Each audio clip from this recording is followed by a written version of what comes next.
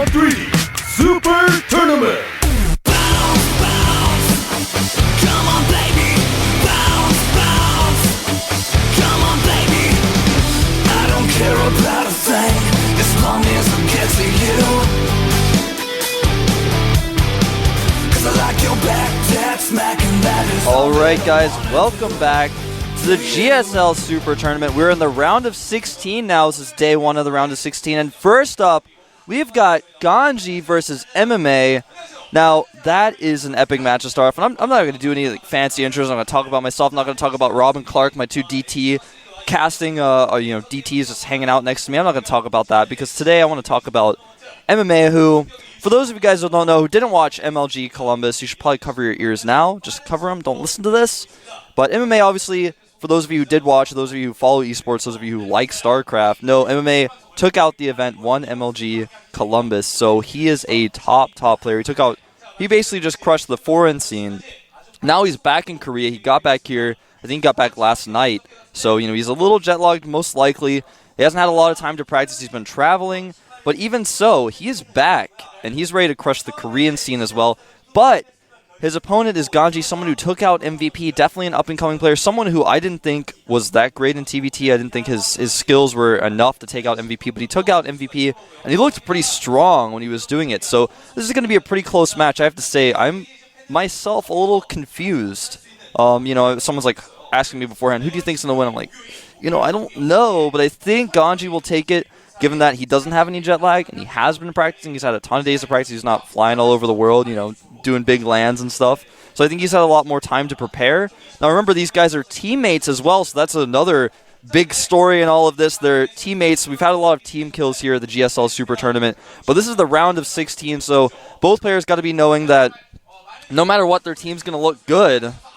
But here's our round of 16 matches. First, we're going to have today, of course, Slayers GanZI versus Slayers MMA, Slayers Ryung versus OGS Juke 2, The Best Foyu versus Slayers Men, TSL Revival versus Marine King Prime. Of course, Marine King playing today as well. I didn't mention him there in my brief little intro, but he's obviously a champion himself. Now, Lenok Foyu versus Slayers Alicia will be tomorrow, as well as Maka Prime versus Polt Prime Wii, Zenix Line versus OGS Nada, and OGS Top versus IMNST. That is the full round of 16. Now remember, Tastosis will most likely be here casting that tomorrow. I'm pretty sure they are. They're scheduled to be.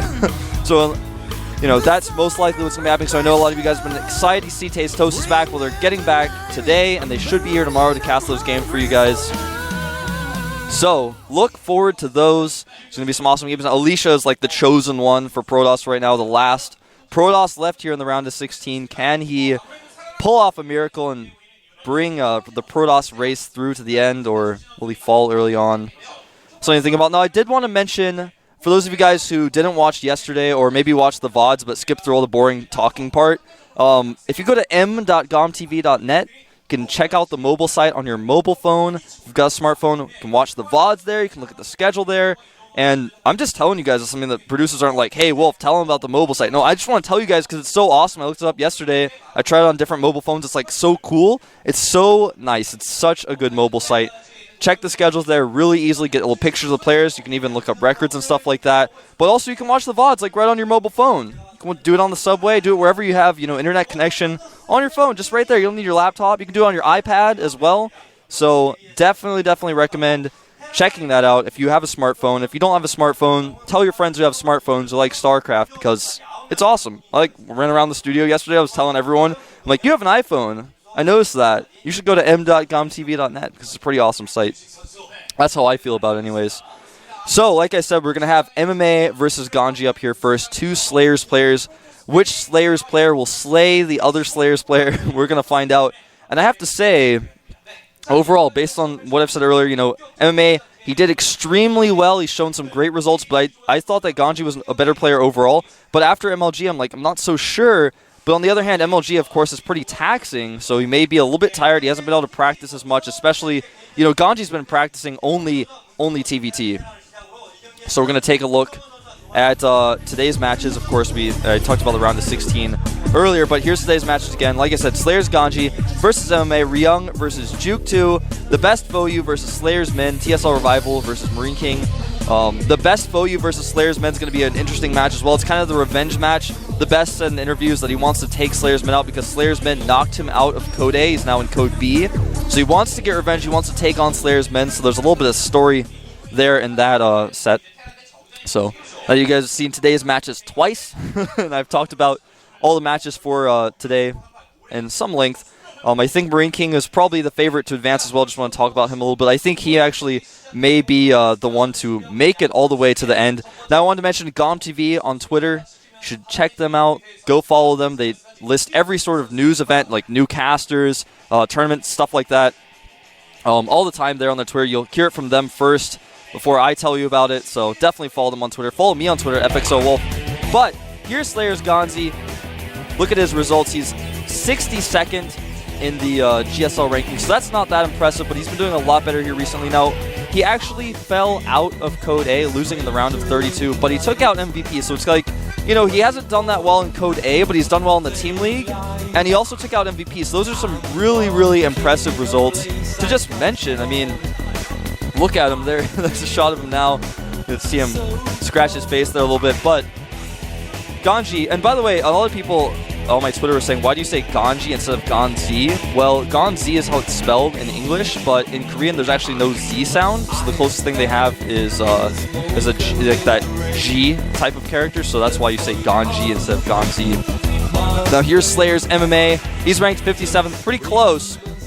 Now, of course, to make it to the round 64, he took out Fox Lin 2-1. That was kind of a narrow edge, and he also narrowly edged out Supernova, so his TVT not as impressive as some other Terrans, because Supernova and Lin are both two players who kind of don't really have the best TVT in the world, but they're pretty good, so you can't knock him for just saying, oh, well, you know, he barely edged over those guys. He's definitely improved a lot, and I think riding off of MLG, being excited, being hyped up on that, may come to help him here, help his confidence, but on the other hand, it may come to hurt him as well, so we'll just have to wait and see. I've talked so much about MLG affecting his performance here today, but it really does. It absolutely does. So, as you can see, the win rates here, GanZI not as high of a win rate versus Terran in recent matches. He's at 40%. Overall, though, he's actually at 53%, so a little bit better. You know, not all of his matches are televised, and of course, there are longer matches there that just aren't shown. And of course, MMA doing a little bit better down there. He's got 66.7%. Win rate versus Terran. Shot of our studio there, the GSL logo. Now we're going to take a look at our maps. Take a look at that Pocari Sweat, by the way. If you come to Korea, you should try Pocari Sweat. I was a little nervous to try it because people were like, oh yeah, it's kind of weird, you know, it's a little bit different. It's not what you're expecting, but it was really good. Neither of these players eliminated any maps. That's notable. Set 1 will be on, well, actually it says Metalopolis, but it's actually going to be on Terminus Re. I believe Set 2 and 3 are correct. Yeah, they will be on Crevasse and Dual Sight. So Set 1 will be on Terminus Re. We actually had the same confusion once before where the map said Metalopolis, but it was actually going to be on Terminus. It is really going to be on Terminus. I'm not lying to you guys. I wouldn't lie to you guys, I promise. Alright, so two Slayers players. You can see their blue jackets. Their headsets are lighting up. The countdown has started. Actually, the map's loading. Who's going to take game 1? Which Slayers player will advance to the round of 8? GanZI versus MMA. Let's find out here on Terminus Re.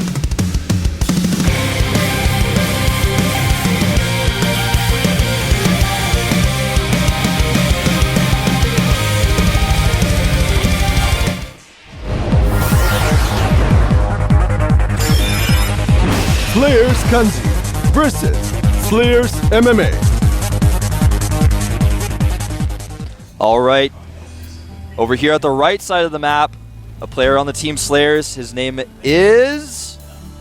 He took out MVP, and he is... Slayers GanZI. Slayers GanZI. There he is now.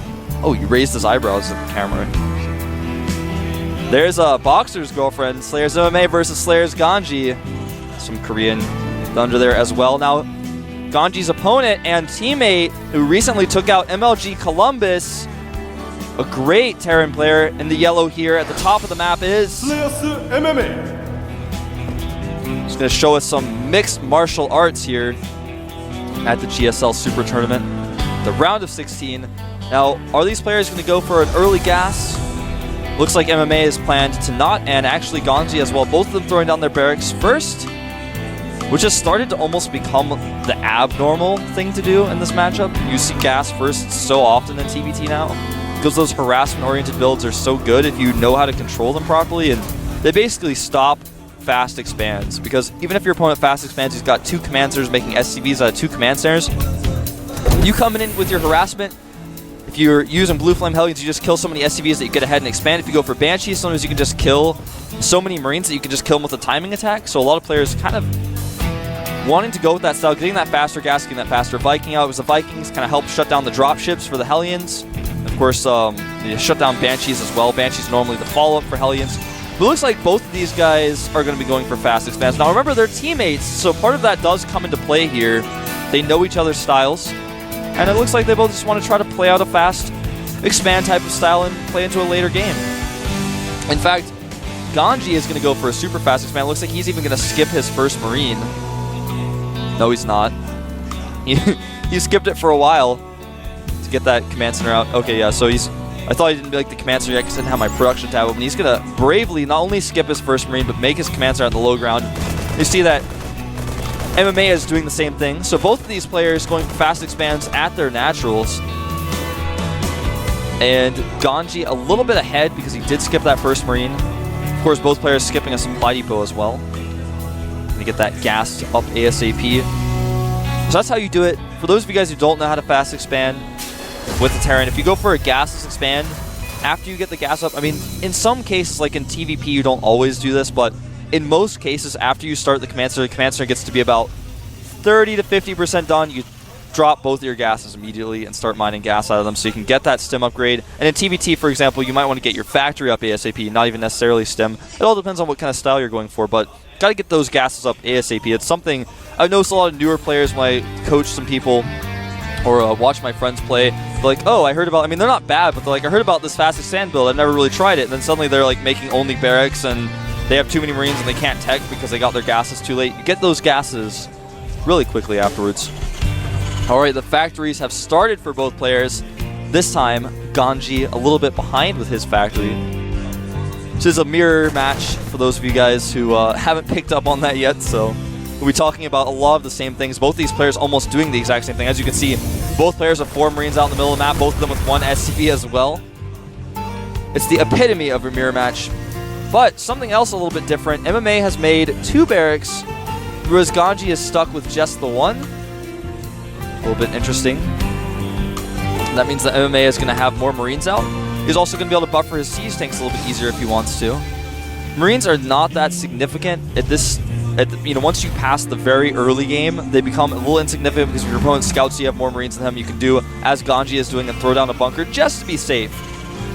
So that's exactly what you can do. SCV counts for you guys dead even at 26. I take it back, it's 25 to 26. MMA in the lead. So MMA actually going to add a tech lab on one of his barracks. Most likely wants to get stim ASAP. The starport is finishing up here for MMA. He's going to do a little switch. GanZI is actually going to be going for pre-igniter Hellions though, so it's going to be a little difference in the build here. MMA going for Banshees, whereas GanZI is going to try to use that starport to drop pre-igniter Hellions. He may try to drop Marines as well. So another strategy you see commonly is you use the Blue Flame Hellions at the front. If your opponent doesn't make a bunker, you can just run into the natural as Hellions, kill as many SCVs as you want, distract your opponent, and then drop Marines into the main. That's another strategy you see very, very commonly in TBT. It looks like we are going to see MMA commit to Cloak here. And GanZI, not really aware of it as the observer just showed there, wants to find out here pretty soon what his opponent's up to. He may scan, or he may just try to play it safe. Now remember, he is making that first dropship. Now he may want to follow this up with a Viking just to be safe, and indeed that is exactly what he's going to do. You'll see it on the production tab here in a second. As soon as GanZI's supply depot finishes, he will supply block there a little bit. And it looks like it is going to be just as I said. GanZI going to drop Marines and use the Hellions at the front. There are some Marines here back to defend, but with 1 medevac and an extra Marine, should be able to clean it up pretty nicely. But if he knows about it, as he does now, he should be able to block with the Marines. Now MMA, or GanZI rather, going to have to be very careful. This dropship does not want to lose it. Probably thinks there's Hellions in that dropship, but in fact there's not. Now this Banshee going to do a little bit of harassment here, picking off Marines and SCVs, whatever she can. Remember that Banshees outrange Marines that just do so much damage. that with good control, you can really take out those Marines. Once the missile turret goes up, though, and the Viking comes out, it gets really scary. The Cloak is about to finish. Is it going to finish in time? Does finish in time. So that Cloak will be out. Banshee going to come in here to the main and do some harassment. Does not want to get too close to that missile turret, though. So he's going to pick off mostly the gas SCVs. Notice it got just a little too close to that turret there for a second. And again, a little too close. Does lose the Banshee, but here come the Marines. They are dropped. Or actually, they are not dropped. Blocked yet again. He may lose the dropship, but here come the Hellions. And you know what? MMA is on top of it. He has already pulled most of his SCVs and just barely gets those depots up in time. So while MMA did lose that Banshee, he is doing a great job of blocking these Hellions. Another Banshee coming in here, doing some harassment. He keeps it at hold position. And uh-oh, when Hellions are fighting tanks, you know something has gone wrong. Banshee looks like she will be chased away. She'll come back to harass another day. Rhyme not intended. There, that dropship is alive for now, but if MMA wants to make a Viking and kill it, he will indeed do so. And here comes some Vikings actually here to maybe scare the Marines away. He may land these. He wants to get those Marines out so desperately. But MMA, too well defended for that. And it looks like actually the Hellions... Where did those Hellions sneak off to? I'm looking on my screen. Oh, he's brought him back down to the bottom of his main. He's actually added some more Hellions on. So this is becoming a newer style of TVT where you get a lot of factories out. Use those pre-igniter Hellions to control the map. As you can see, GanZi's got 3 factories back at home. And I was talking yesterday about how Nada kind of pioneered that a little bit. And someone on my Twitter or someone on TL or something was telling me, you know, Wolf, you can't forget about Goody. That's true. I feel bad. I didn't mention Goody yesterday. He's been doing this for a long time as well. In fact, he was probably the one doing it before Nada, but Nada kind of made it more mainstream. Goody definitely was the mech guy. And here comes some Hellions. Sneak in here, try to target down these Marines. There are too many Marines, though, and with a tank there as well. Very difficult for those Hellions to really do anything, so he picks them up and leaves. Did do a decent amount of damage, though. Picked off a lot of those Marines. GanZI has those Vikings out, as you see a shot of now, patrolling around. He wants to spot any sneaky Banshees that may try to ruin his day. Neither player taking a third base just yet, but MMA has started his command center back at his natural expansion. He's making it there. He's going to lift it, float it over. So MMA is just sticking with the one factory right now. So basically what we're going to have as the mid game develops into a late game is GanZI is going to have a better army, but MMA is going to have a better economy, and that is going to come to play here a little bit. That Banshee showed herself in the middle of the map at the wrong time. She was picked off.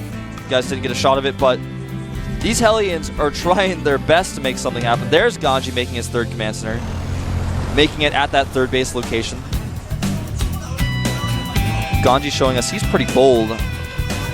And MMA actually looks like he is going to make another command center. So he's going to be on 4 CCs here pretty soon.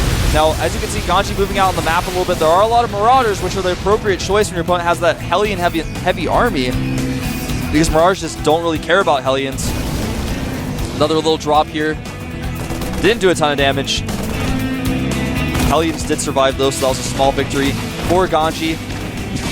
Now it looks like he's going to move forward and actually try to put some pressure on here as he's harassed. His tanks are unsieged, and there are a lot of Marauders. When there are Marauders on top of your unsieged tanks, things get pretty bad. And it looks like he will lose these tanks. Good control by MMA, crushing through his entire army. Now he's got himself a 40 supply lead. That Banshee has stopped the production of that command center. He's going to lose the Banshee, but he did stop production of that command center and got a few SCV kills along the way. Now he doesn't necessarily have enough to hold this. He does have good siege tank positioning. Now if MMA tries to break the front, it's not going to be a good idea. He wants to go around the back, and that's exactly what he's going to do. Force his opponent to unsiege. Remember right now, as far as SCVs go, MMA is just a little bit ahead. He's 7 SCVs ahead. But in the long run, he's going to have a huge economic advantage, having 3 command centers up first, having that better saturation, even having a 4th command center completed.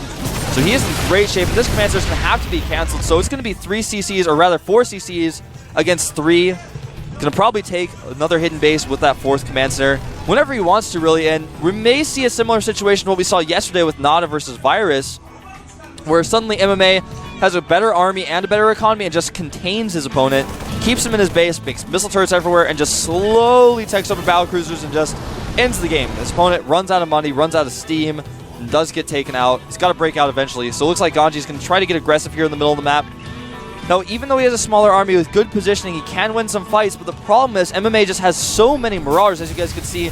Once you have that many Marauders, you just crush through any unsieged tanks run into it. Even if your opponent is sieged up, you can just crush through, and those Hellions, unfortunately for GanZi, were a small loss as well. He didn't really get any damage off with them.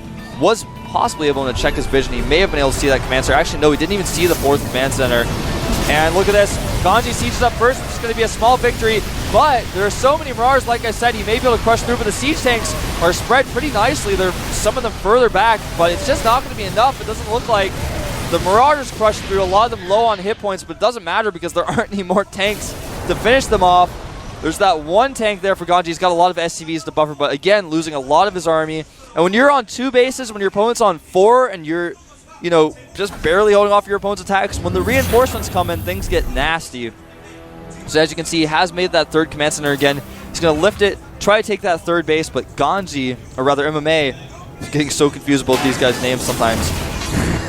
But MMA is going to be able to run in and snipe that CC, so he's definitely outclassing GanZi in this game here today, at least in game 1, on Terminus Re. And again, he's just going to run down here with his units. He knows he can. He knows his opponent can't have siege tanks in multiple places because the siege tank count is just too low. He's going to target that command center down with his Marauders. Forces that orbital to cancel. Now remember, GanZi does have a lot of Vikings, so that can kind of help him out in the positioning battle. But here's the thing. If you have more Vikings than your opponent, you can out-position him, unless he's got a lot of Marauders, because then if you move your siege tanks at all, those Marauders are going to kill all your siege tanks. Smartly, MMA just knows he doesn't really need to make any Vikings, just bringing as many medevacs in as he can, trying to heal up those Marauders. GanZi trying to get himself in a better position to defend that 3rd base. He needs that base. He can't live without it. And it looks like MMA is actually just going to go for a drop. Going to siege up here at the edge. He sees there are some factories over there they can pick off. Well, he's actually changing his mind completely. He may try to drop Marauders on top of the siege tanks. That may be a strategy here. I think he wants to drop in the main. He's just forcing GanZi to kind of move around left and right, bounce back and forth. And uh-oh, now the tanks are on siege and the Marauders are stepping forward.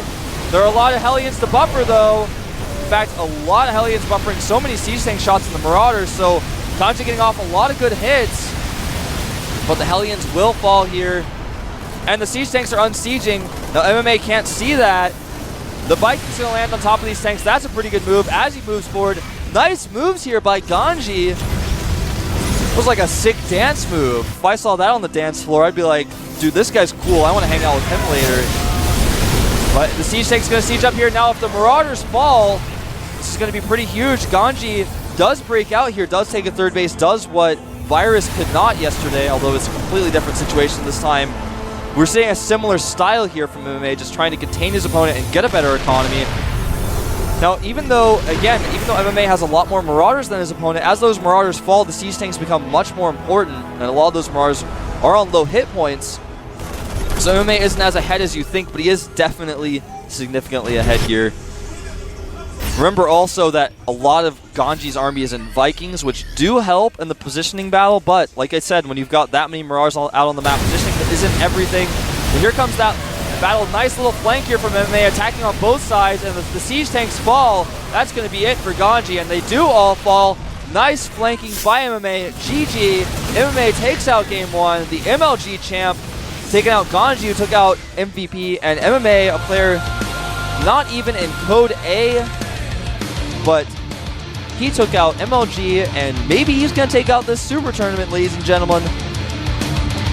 GanZi looking a little unhappy with himself, but he played well.